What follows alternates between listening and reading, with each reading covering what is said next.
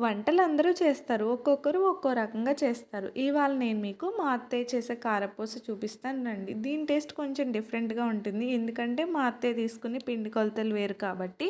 అత్తయ్య శనగపిండి చాలా తక్కువగా ఏస్తది. ఎందుకు అత్తయ్య తక్కువ వేస్తావంటే గ్యాస్ ప్రాబ్లమ్స్ రాకుండా ఉంటాయని చెప్పింది. ఒక్క తౌడు శనగపిండికి 2 తవ్వల వరిపిండి ఏస్తుంది. కప్స్ వైస్ చెప్పాలంటే 1 కప్ శనగపిండికి 2 కప్స్ వరిపిండి అనమాట. వరిపిండి అంటే బియ్యం పిండి అండి. వరిపిండి శనగపిండి ముందుగా జల్లించుకొని పెట్టుకోవాలండి. నలకలుంటే గొట్టంలోంచి పిండి కిందకి దిగదనమాట.